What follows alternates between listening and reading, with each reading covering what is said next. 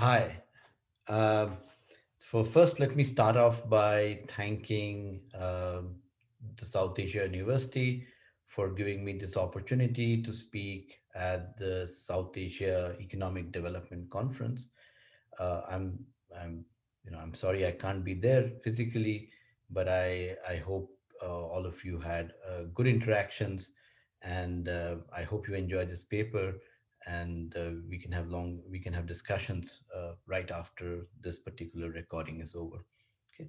So this paper is on, as title, is on educated leaders through legislation.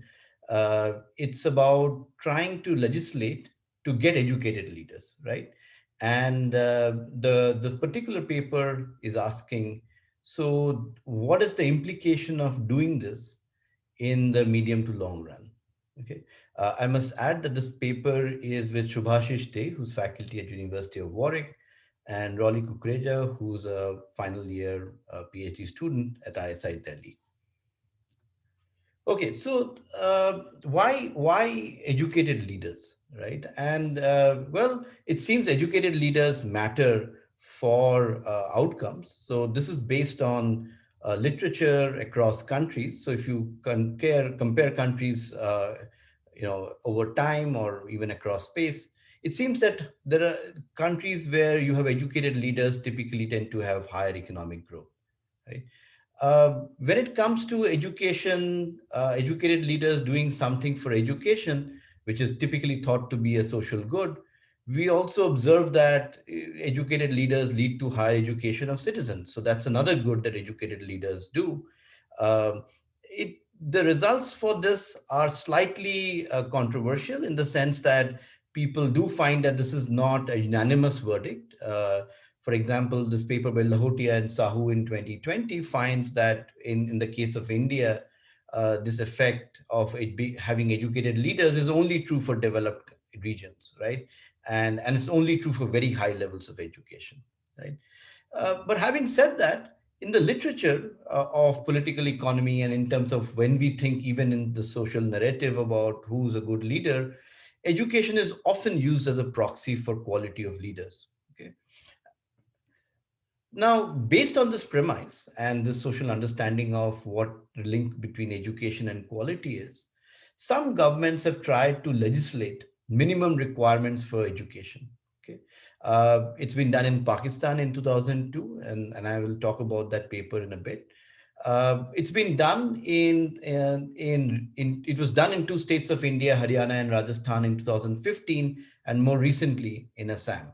Okay, so I will talk about these legislations in detail, but there is an idea among many people that getting more educated leaders is a good thing, right? And in this paper, we will look at the context of Rajasthan.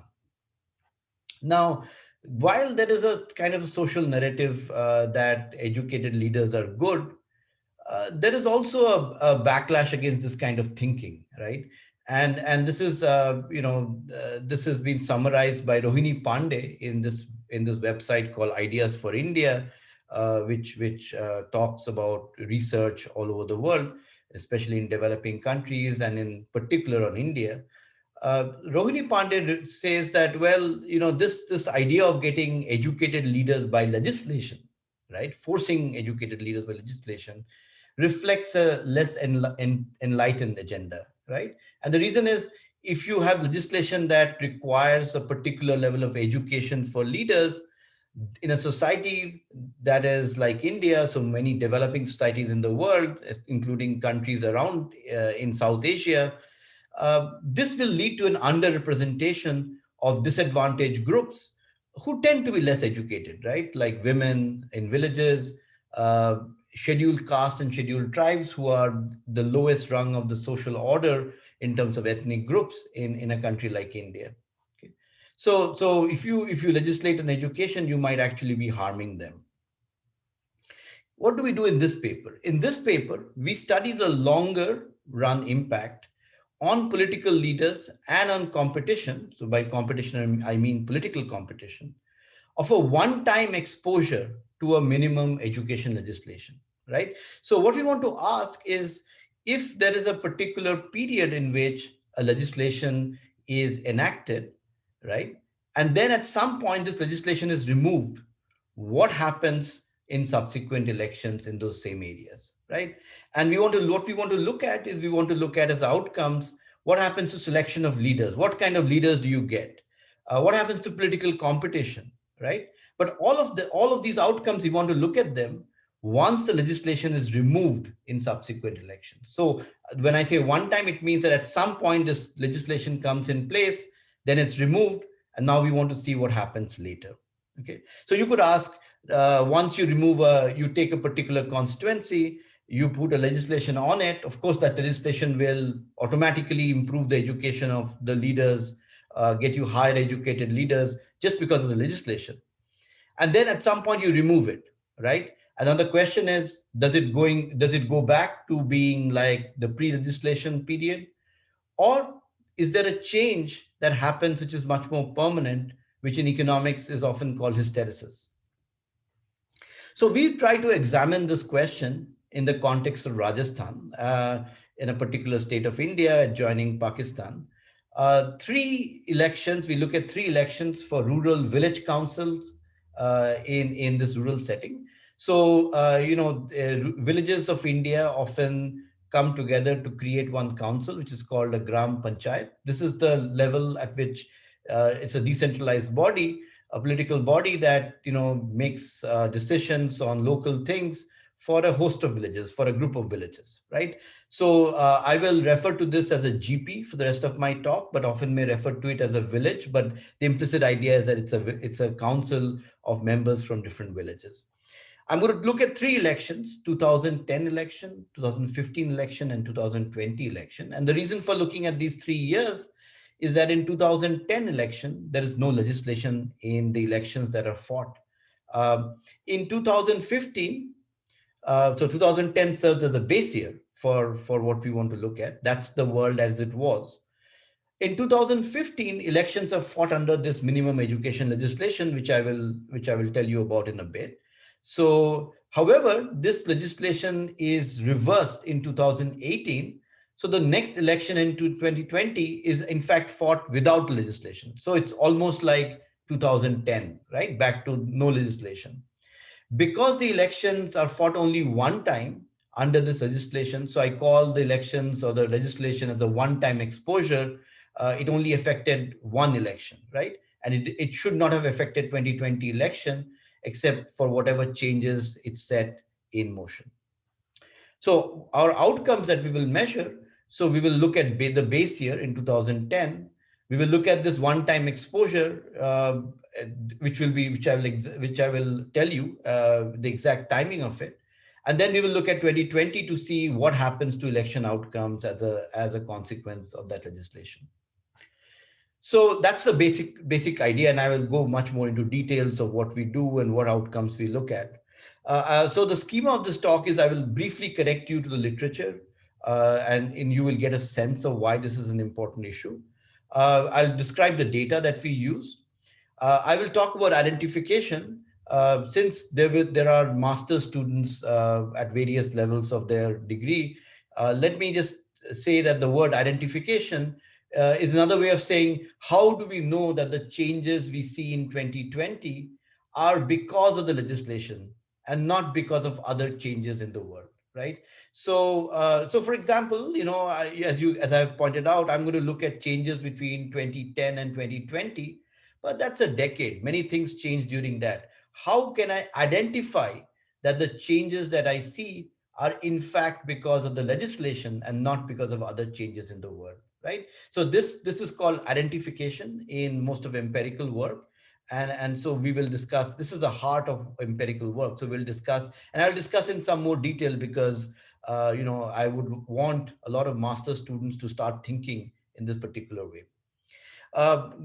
Given this identification ideas, I will look at empirical specifications, which look at trying to identify, like giving which use statistical apparatus to estimate the effects.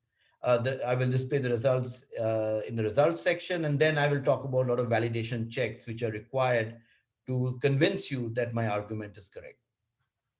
Okay, so the broad literature in which this kind of study finds a place is there is there's a lot of literature in political economy and in political science on the effect of legislation that restrict entry, right? But these effects are measured after they are withdrawn. Okay, so for example, in India, to give representation to women, a particular proportion, a certain proportion of these GPs, gram panchayats, as I explained to you, are reserved for women. Only women can contest here, right? And this is done every election, uh, and it's not true that the same village or same GP gets to be reserved every time, right? So in the first bullet point on women, basically Bhavnani and others basically think about, okay, so here are villages, these villages don't choose women as candidate, no contestant typically is a woman in many of these gram panchayats, due to reservation, which is done randomly, in fact, in India, due to reservation, a particular GP, in a particular GP, only women can stand. So it's reserved for women in a particular year. Now, when the next election, when this reservation is not around, what happens, right? And this is important because you want to promote women to stand for elections in general, and not just when it's reserved. So in their paper, they try to look at the longer run implications of what happens to a village council, which was reserved at some point for women, but then subsequently get off the reservation list because their number doesn't come up in the reservation list. So they find that more women start standing for elections. Uh, but in another paper on a very similar thing for ethnic groups, so you can imagine that many ethnic groups or social groups, which are at the bottom of the social hierarchy, in open elections often do not have contestants, because of the political nature of many of these villages, where there's elite capture, capture at the top, by the higher and richer and the upper social castes. So again, in India, a certain proportion is reserved for scheduled castes and scheduled tribes, which are two social groups who are disadvantaged historically. And so in a very similar idea to the first one on women, they look at the impact of these GPs when you have this reservation, and then because your number doesn't come in the randomization, you lose the reservation. But then what happens to these? Do contestants from the lower kind of rank social groups keep competing and winning later? Well, the Bhavnani finds that in fact it fails to boost the chances of the disadvantaged caste of winning office, right? So to summarize, it seems that it depends a lot on what are these kind of restrictions of entry that you're looking at. So in this paper, we want to look at these restrictions based on education. Now, the idea of candidate entry restrictions to increase, in quotations, quality is something that is obviously is what this paper is about. Has been done in other contexts too. So there is, as I said, Pakistan in 2002 had a mandated education legislation where it mandated that candidates for Pakistan's federal legislature had to possess at least a bachelor's degree, right? And in this paper by Afzal in 2014, they find that in fact it did affect political competition. Competition declined in constituencies where literacy levels were lower, so there were smaller number of substitute candidates. Uh, but it increased where the disqualified incumbent was strong. So he was replaced or she was replaced by many more, and the elections became more competitive. Uh, in the idea of using education as a proxy for quality is natural in many settings. For example, in many developed countries, this is taken almost synonymously. So the idea of how to increase the quality of leaders often becomes about how to increase the education of the representative that you choose. So, in contrast to legislation, there have been other kind of ways of manipulating this. So, one way is to increase the monetary incentives of those who stand for election or those who win elections. In the US, the verdict is that such manipulations see more political competition, better education, which is taken as proxy for quality and better performance. In other contexts in Finland, they find that it increases the share of educated candidates among women candidates, which is the positive of such monetary incentives. So this is in contrast to forcing it through mandated legislation, right? Um, the other general literature, and that's an even bigger literature to which this paper falls, is in terms of candidate entry restrictions. So you can as pointed out in the gender reservations and the caste reservations, you can restrict entry, ballot access through various ways, right? And there is always the question of whether, what's the is it for equity? What happens to equity? Does it give better distribution of services and goods to disadvantaged communities? And then that there is some trade-off, perhaps, between efficiency, which is the performance of these leaders in maximizing the size of the pie, right? So all these papers in some ways look at various implications of such ballot, such candidate restrictions. So, however, the literature here, the ones that I referred to and some and many more, they look at the impacts when the entry is restricted by the legislation, which is ongoing, right? So, if you have a particular kind of restriction, it looks at what is the impact of that restriction while that restriction is in place. And in our paper, as I pointed out, we look at the impacts way down when this restriction is lifted. So let me give you a quick background on Rajasthan. Many of you, it's a very state-specific thing because we are looking at local elections, and not every state of India or every province of the world is similar when it comes to political economy. So Rajasthan holds direct elections for the post of Sarpanch. Sarpanch is the head of the village council. Uh, he's chosen in direct elections every 5 years. So, for example, in our sample, he would be chosen in 2005, 2010, 2015, 2020. So every 5 years, right?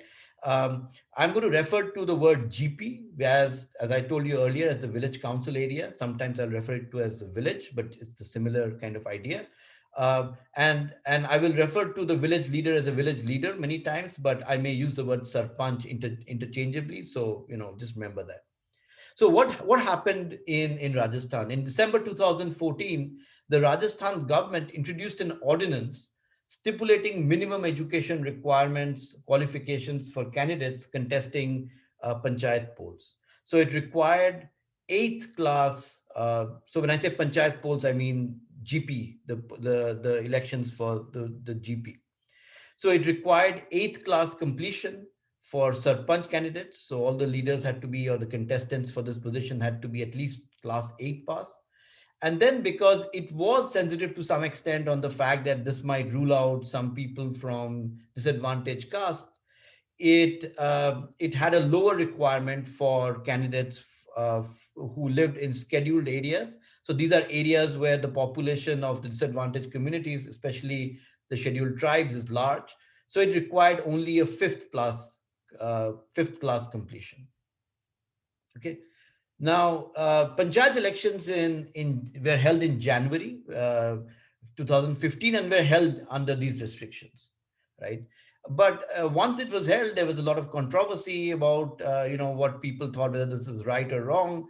The state government changed, and this education criterion was scrapped in December 2018, and in fact reversed by passing a bill in February 2019. Okay. Subsequent elections took place in 2020 and happened without any restrictions on education qualifications. So, given that the bill passed in 2019, this is a one full year. So, one cannot say that candidates and people who were standing for elections were not aware that this particular bill had been passed. It was a year after that happened. So to quickly summarize the timeline, 2010 elections were held. This was without any legislation. This will be our base year. Somewhere between 2010 and 15, so in 2014, restrictions are introduced. Elections in 2015 are fought with the legislation in place.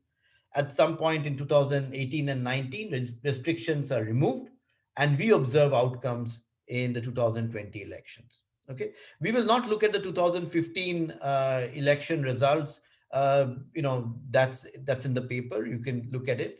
Uh, Largely because in 2015 it's understandable, right? Restrictions were there, so obviously more educated candidates won. And that, but that was not because of open competition, but because of the legislation.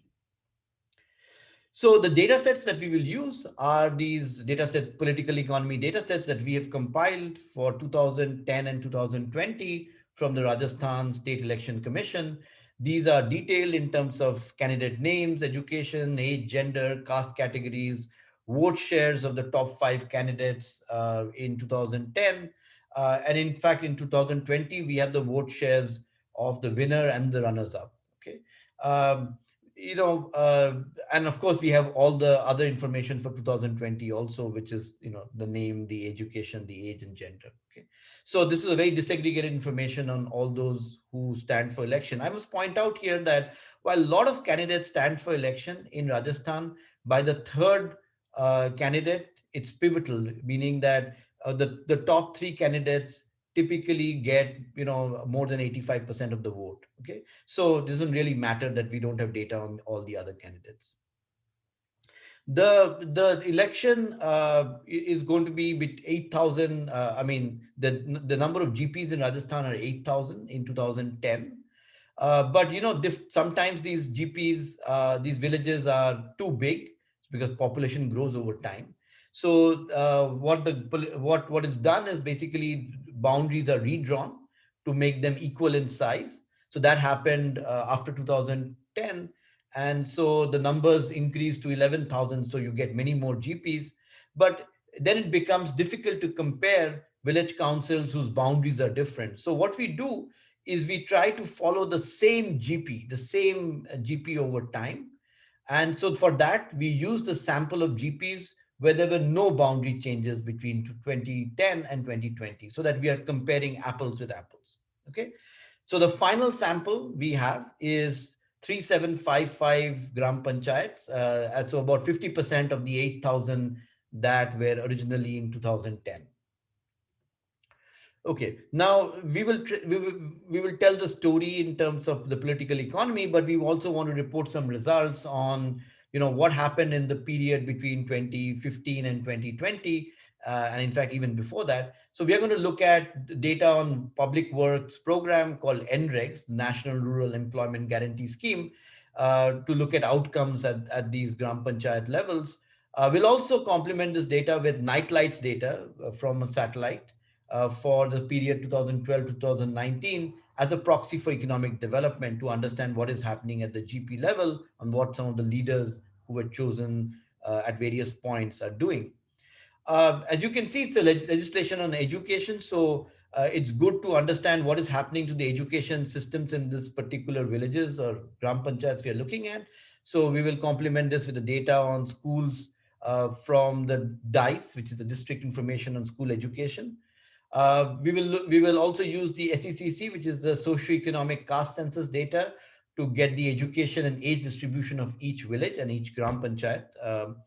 And of course, the census data for each of these villages, which are, and we'll add them up for each gram panchayat to get the total population, gender, ethnic composition, and literacy rates. Okay, so given all that data, what has happened in this one decade? Okay, so I'd like to point to these two big blobs that I've made.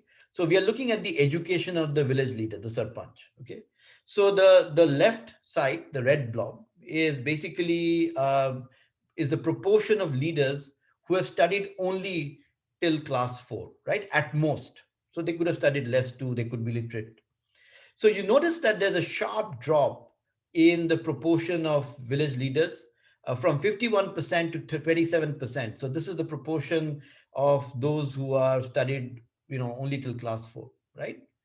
And while there is a rise or a small increase or decrease at other education levels, you can see at the rightmost kind of circle, there is if you look at those who are above, who have studied above 12, uh, so that shows a rise from 14% to 30%, right? So it seems that by 2020, which is the red, which are in red, there's a rise in the proportion of people, of leaders who are, who have passed higher secondary school. Okay, so the average education level in 2010 of the elected leader was 4.6 years. By 2020, it's 7.4 years. Okay. What happens to the caste of the village leader? So this is the ethnic group, right? And so let me quickly, for those who don't know the Indian caste system, let me give a quick summary. So at the bottom of the social hierarchy in many parts of India, and especially in Rajasthan, are scheduled castes. We're called SCs. Uh, and in many tribal parts of the state are scheduled tribes, which are STs, who are also disadvantaged in many ways. In the middle lie OBCs. They are of different, subcastes, but they are in the middle rung of the social ladder. And then at the top are called general, who basically have the traditionally advantaged communities. And so that's the one. So that's the one in blue, right? So you can see that if you look at the caste compositions and how they have changed, the left side is 2010, the right side is 2020. You'll see that that has more or less remained the same. There is a slight increase or decrease on the red and the green, which is basically the STs and the SCs. But in general, it doesn't seem that there's a big thing going on in terms of changes. What about the gender of the village leaders? So this is the proportion of leaders who are male, and you can see that that's pretty much the same. It's overwhelmingly male. This, I must add, this is basically all those open elections. So of course there are particular sets of villages that are reserved for women. So of course only women are there. So let's leave them out. If you leave them out and look at all the unreserved constituencies, GPs, then it's more or less the same. So there's no big change in the average in the gender of the chosen leader. Okay. Now you saw the increase in education, right? So the $1 million question is this the impact of the legislation? And yes, there seems to be a change over time, but a decade is a long time. Things may change on their own, right? For one, education and population may have risen over time, in the population. So if people are more educated, so obviously you get more educated leaders. Okay. There may be changing preferences towards younger leaders who are more educated, because younger people generally have more education than older people. So comparing over time may not be causal. And what does that mean? It means that we cannot say that if we see a change, that's because of the legislation, right? It could be because of all the other things that have changed in this decade. Uh, so identification, as I pointed out to begin with, is a method, a strategy to produce an estimate that shows in a difference, that shows that the difference in outcome, here, for example, the characteristic of the leader, is caused due to the treatment intervention, right? And what's the treatment intervention here? It's the legislation. That the change in years that you're seeing is actually caused by the legislation, right? So it's a strategy to be able to make that interpretation, right? Now, if you wanted to do this perfectly, you could randomize, right? And so what would you do? You would, some GPs would randomly get the legislation, others would not. And because it's done randomly, this would ensure that those that get the legislation, which are called treatment units, would be on an average no different from those who don't get it. Those would be called the control units, right? And the idea is that if we since we have done this randomly, the two groups are otherwise identical, right? No, nothing different about them actually determined whether they were getting the legislation or not. So the difference in outcome can be attributed statistically to the treatment, right? So if you see a difference between the treatment units and the control units, is because of the treatment, right? Now, unfortunately, here we don't have that, and that's true for many, many empirical applications in the world. Okay, the legislation that we are trying to look at is universal; everyone gets it. Okay, so given that we cannot do this, let's think of another strategy. Okay, so I'm going to talk about the strategy in a very simple manner and try to explain this identification idea. We will do a slightly more complicated implementation of this. However, the idea will remain the same. So if you understand this idea, then you're good to go. So imagine that there are two villages: village A, where everyone has passed class 8, and village B, only half have passed past class 8, right? So now ask yourself, where do you expect the legislation to be an effective constraint? Where is it? Where does this mandate actually bite, right? And the answer is very simple. The answer is in village B, because village B has half the people who are not class 8 pass. In village A, everyone has passed class 8, so everyone was anyways, could anyone anyways could stand up for election. It didn't matter, if this legislation was put in place. So a policy saying every candidate has to have class 8 education is not binding for village A. So it should have no impact on village A. Okay, so now think about this example and think about how you would think about this particular change, right? So let's do it in the following steps. Let's first think about some outcome, let's say the education, right, of the leader. Let's think about a difference. The difference would be the outcome in village B. So remember, village B is where this legislation would actually have bite. So we look at the outcome in village B in 2020, and we look at the outcome in village B in 2010, and the difference we call delta YB, right? This is the change in this outcome over this decade. Now, as I've argued, this difference will, of course, include the changes due to other reasons that changed for Rajasthan in this decade, right? So I cannot say that this is the causal impact of having this legislation. So what would you do if you were able to do things like live in parallel universes and so on and so forth, right? We would ask ourselves, what would be the change between 2010 and 2020 in the outcome for village B had there been no legislation, right? So if there had been no legislation in village B, of course there would be some change because of macro changes, other kinds of changes that happen in villages of India, right? So this would be our correct counterfactual, right? We should compare what would happen anyways to what has happened, actually happened, right? So of course, the fact is that village B is affected by the legislation. So we cannot see this, right? But let's, for argument's sake, call it CF delta YB, and CF stands for counterfactual, right? So this is what would happen to village B had there been no legislation, but there would be changes because of other reasons. So the impact of the legislation for village B then would be the actual change that you observe for village B, delta YB, minus CF delta YB, which is the counterfactual delta YB. So it's the change in outcome over this decade, right?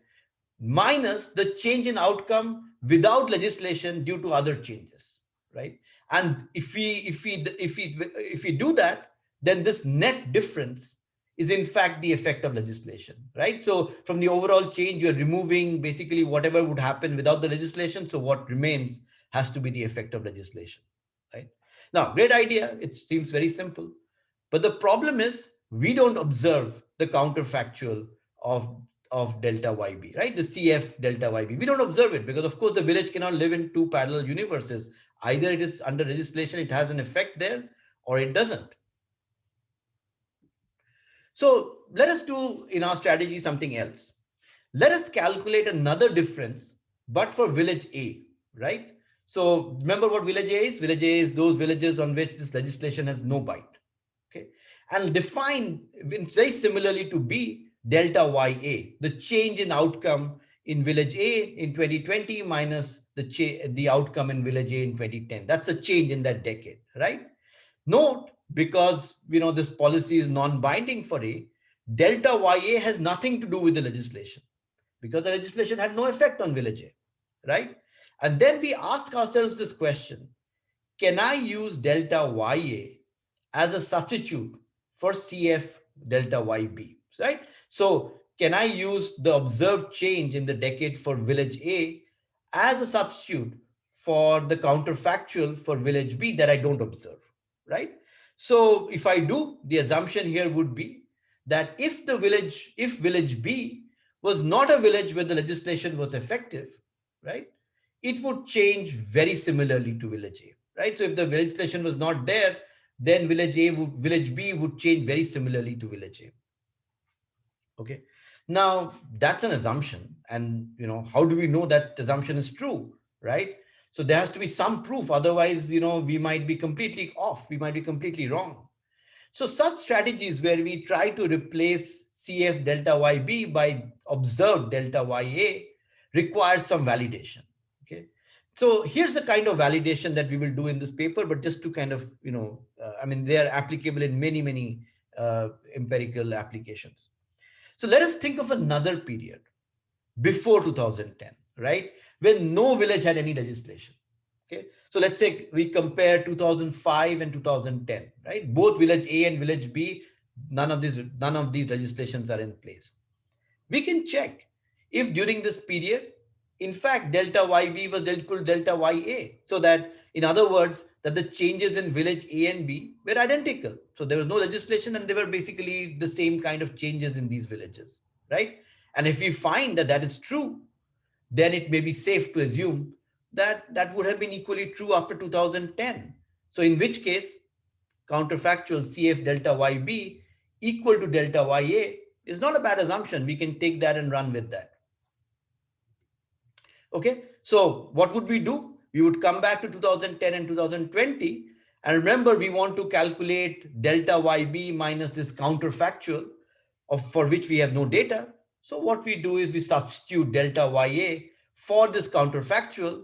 So then delta YB, which is the change you observe for village B, you net the change you observe for village A, and what is left is then the impact of legislation, right? So delta YA in some sense proxies for what would happen in village B if there was no legislation.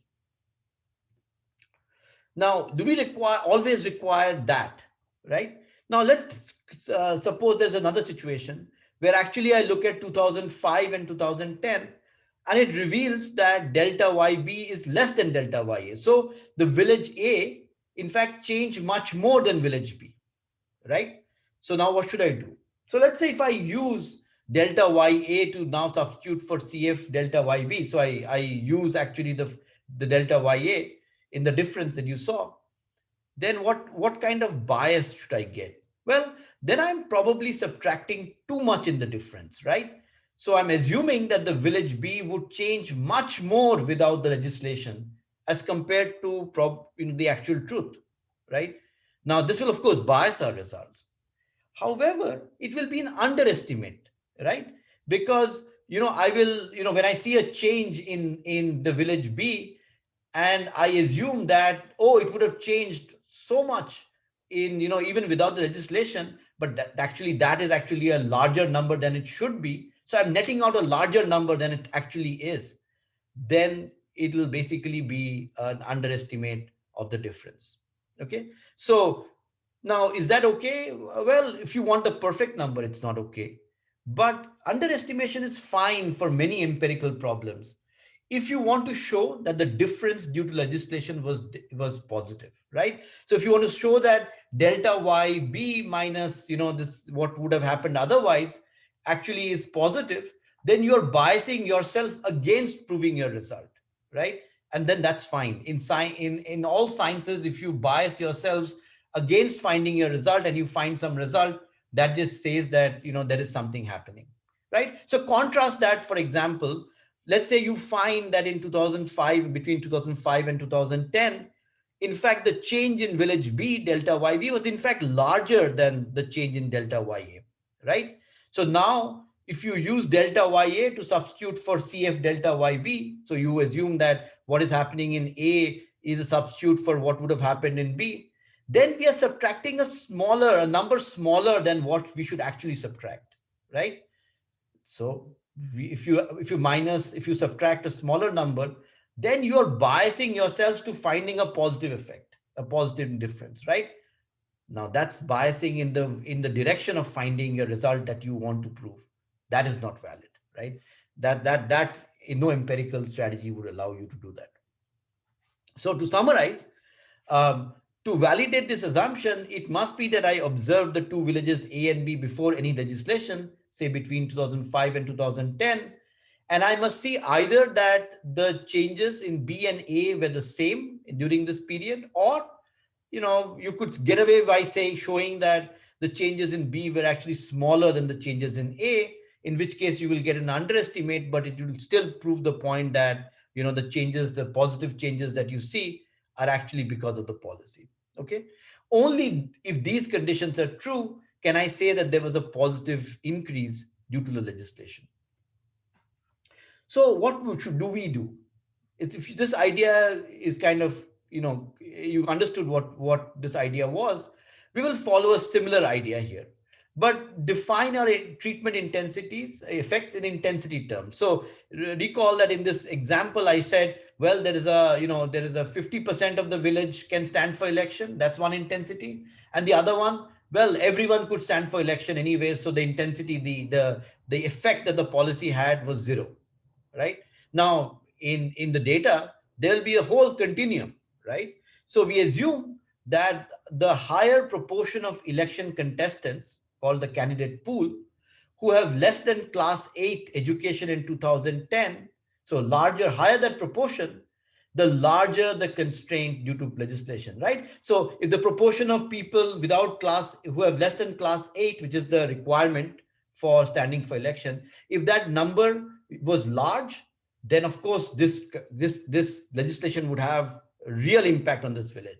However, if the proportion of candidates who stood for election, most of them had, class 8 and above, then this particular intensity of this particular treatment, of this intervention, would be very low on those villages, right? So higher the intensity of the, so if you get a higher proportion of candidates who have less than class 8 education, higher the intensity of the treatment for that particular GP. Okay. Notice I've done something here which is slight difference from the example I told you. Um, I moved from the proportion of eighth pass in the population. I moved to the proportion of eighth pass in the candidate pool, right?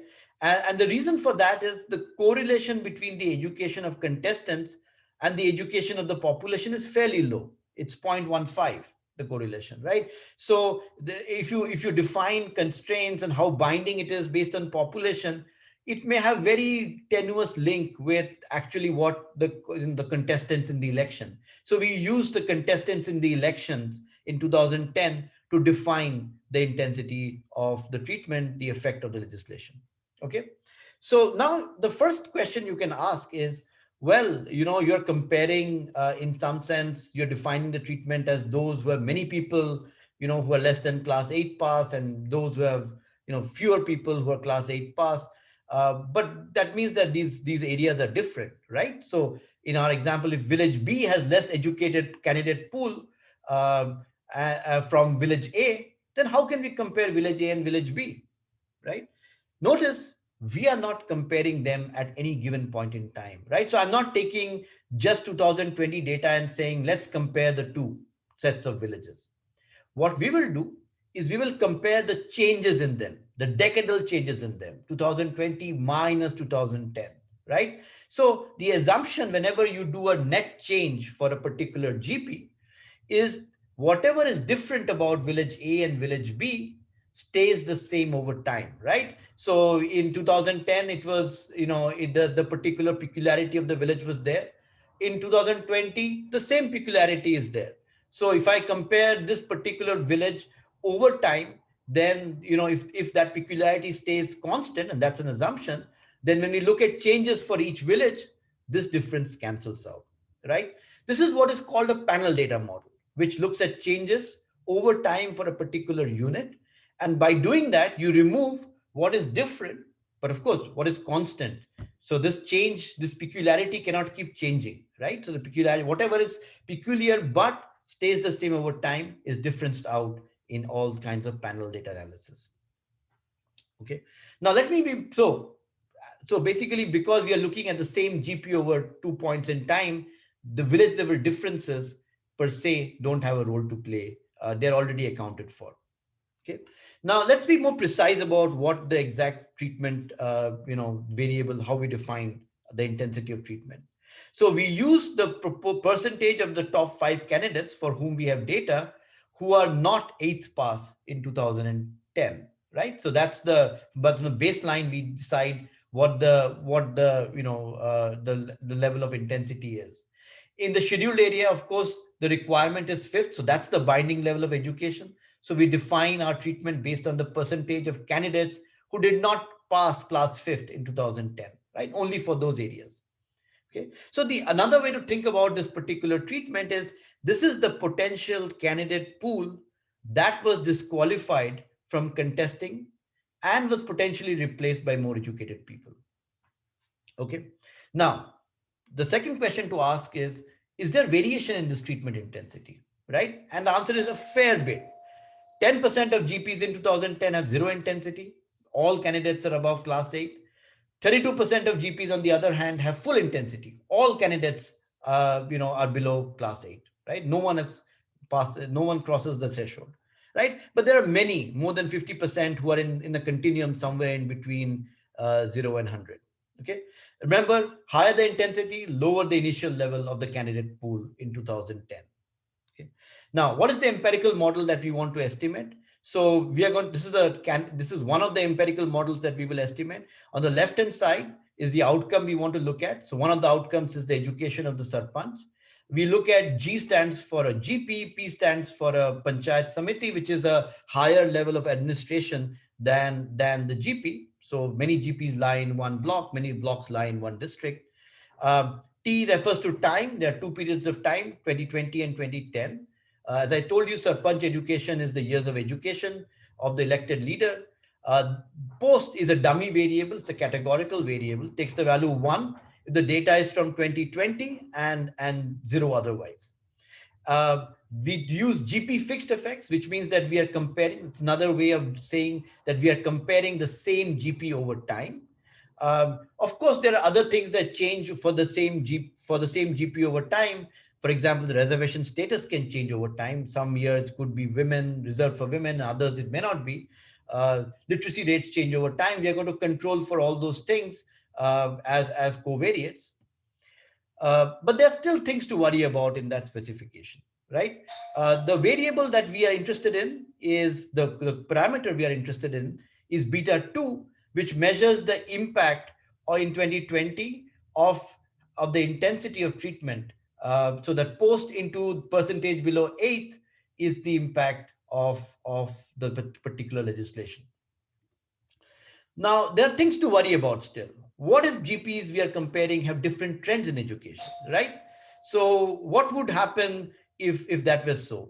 Well, we account for that. We allow each GP with different average years of education in 2010 to have different trends, right? So, this is to account for what is called mean reversion, that places which are less educated will grow faster in education, in contrast to places that are already very educated. Um, what if we are there, we still worry. What if GPs we are comparing have different trends, changes over time, depending on their population, on their average age of the population, in terms of number of schools at different levels, right? And we account for these by actually having trends for population, for average years of education. We explicitly control for number of schools at various points in time. We control for different trends depending on we control for different trends depending on the 2000 value, 10 value of these variables, right? So we allow based on the baseline, these will have different changes, based on the value at their baseline. Now, there are still worries you could have, right? So we are allowing trends by the average age of average education of the population. But you could say, what if GPs at different average education of the candidate pool have different trends? So maybe there is some peculiarity that, places which have a lower education in the candidate pool evolve differently than places which had a higher, education level in the candidate pool in 2010, right? Now we control for that by allowing for different trends by the average education level of all candidates, of course, except the winner, because the education level of the winner is on the left hand side of the regression. So we can't have the same variable on the right hand side and the left hand side, right? So it captures the idea that if everyone else in 2010 was more educated, maybe they had different trends moving forward. Given all these specifications, we run various things with, so the first one has GP fixed effects, the second one adds baseline GP trends, the third one allows block level, panchayat samiti level time trends. Then the fourth specification, which is our final specification, we allow for all the trends. Watch out for look at the red box, right? And the red box is basically a result which shows that there's a positive impact of post into below 8th pass 2010. So it means that higher the value of the people, so the higher the value of this particular variable below 8th pass, that means higher the intensity of the treatment, right, the greater the change relative to places which had lower intensity. Okay. Now, how do I interpret this result in terms of quantitative value? So easiest way to interpret is, of course, 1% increase in below 8th pass candidate 2010. That particular variable is associated with an increase of 0.07 in years of education of elected leader, right? But that looks very small. Huh? 0.07 years of education, is a very small number. But that's not the way to think about it. The way to think about it is, take this particular example, right? Let's think about villages like Village A. Take a GP in 2010 which had no uneducated, like less than 8th pass, right? Uneducated means less than 8th pass. No, none of them were uneducated in the pool, right? So this has zero treatment intensity level. Okay. Now let's assume that the change of education over the decade of the leader is some number X. Okay. Now compare this to Village B and Village BR is a GP in 2010 which had only uneducated candidates, so 100% treatment intensity level, right? Our results suggest that the change in education for these kind of GPs would be this X, whatever happened to A, plus 0.07 into 100, right? So another way to think about it is that relative to Village A, Village B education changed, the change for the chosen leader, the education change for the chosen leader would be, so X's would cancel out, would be 0.07 times 100, that is 7 years more. So it means relative to Village A, Village B's education would, the leader, the elected leader would have 7 years more education. Okay, that's a big change. Now, that's largely to do with education. So, but we can ask what happens to other attributes of leaders? What kind of groups do they belong to? What's their gender, right? Earlier, we saw that there is not much effect if we take all GPs, in total. But let's think about our particular definitions of GPs based on the intensities. So again, just to mimic the example that I did, compare 100% treatment intensity GPs to 0% treatment intensity, right? And notice a very interesting thing. This is basically the proportion of different castes. You can see that in the top panel, where it's 100% treatment intensity, the proportion of general candidates rises from 0.28 to 0.32 or 0.33, right? And in 0% treatment intensity GPs, in fact, the proportion of general candidate slightly falls. Okay, so that means relative to a Village A types, which is 0% intensity, in fact, the share of upper caste leaders rise in these higher intensity GPs. Okay, but there must be something. So if it rises, something should fall. And what falls is the proportion of GPs that are under OBC, right? So that's the middle rung. And we see the share of middle rank caste leaders fall for the high intensity areas, high intensity treatment GPs. And in the low treatment intensity GPs, the share of middle caste actually rises. Okay, so it's a general category leaders go up at the cost of OBC leaders in high intensity GPs. The same result you can show in the regression, and basically you can see there's a negative sign for whether the sarpanch is OBC, and there's a positive sign for if the sarpanch is from the general category. Okay, now gender.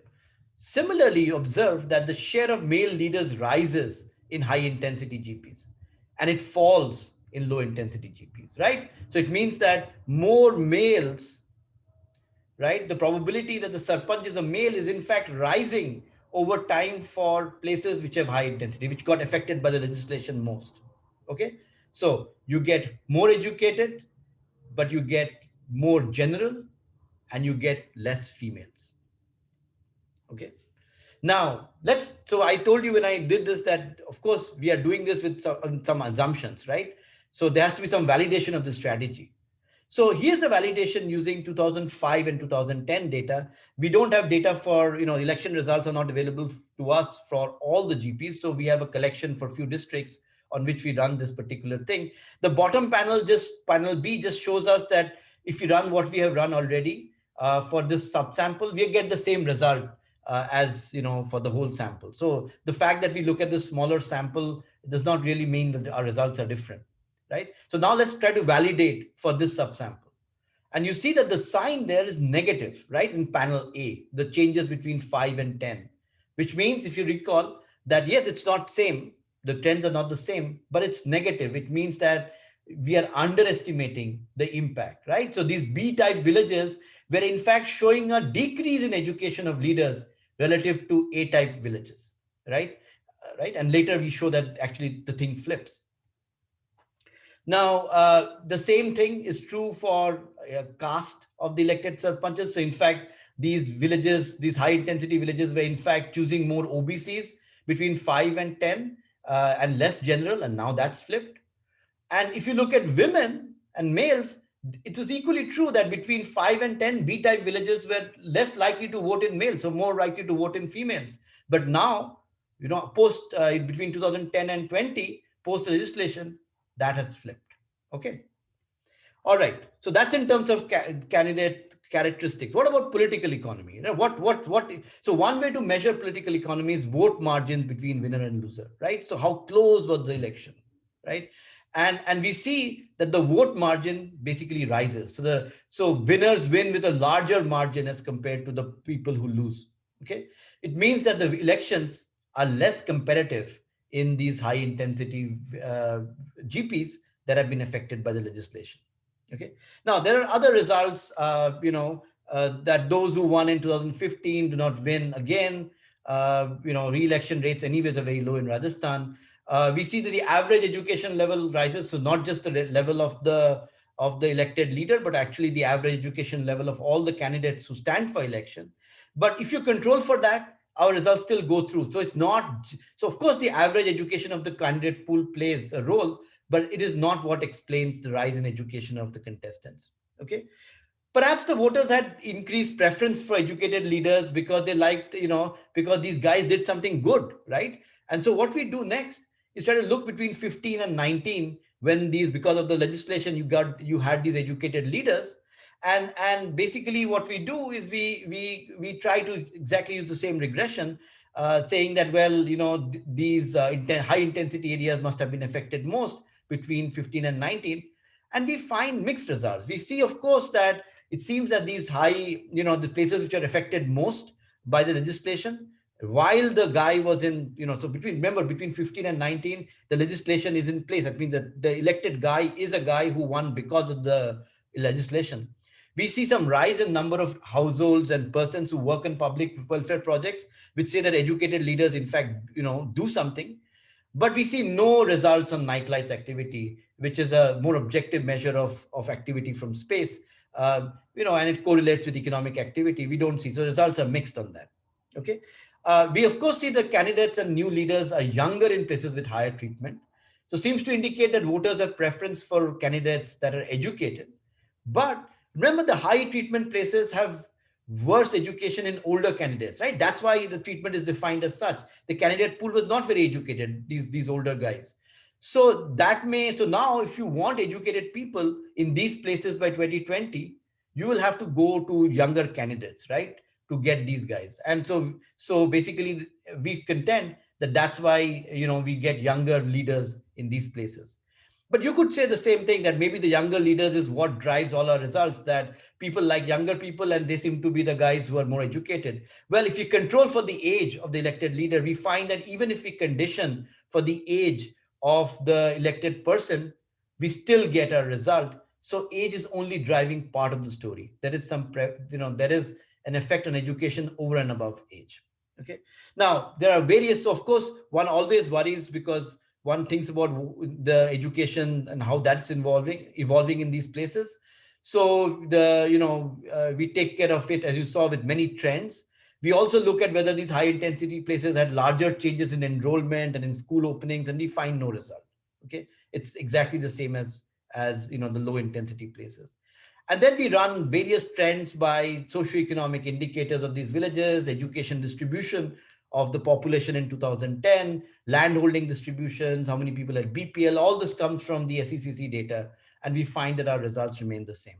Okay, so to conclude, exposure to one-time legislative change has long-lasting impacts, even if it's removed. I say long-lasting, but we can call it middle. So we don't have to quibble about that. The main thing is that it has an effect when the legislation is lifted, right? It increases the education of leaders on an economics ground where we look at what impact that has on various economic outcomes. We find the effect is mixed, right? But however, it is possible that the exposure increase the preference for educated leaders, right?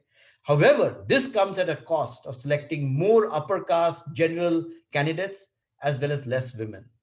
And given that this is an important social parameter that has economic consequences on distribution of resources, this is bad, right? So, at the end of this legislation, after thinking about what it did, one can see some positive effects because of the higher education, but it seems to come with some eliteness and some, anti-women kind of, effect, right? Which is not desirable in terms of distributions, in terms of how resources are allocated to disadvantaged communities in the country, right? So that's my paper.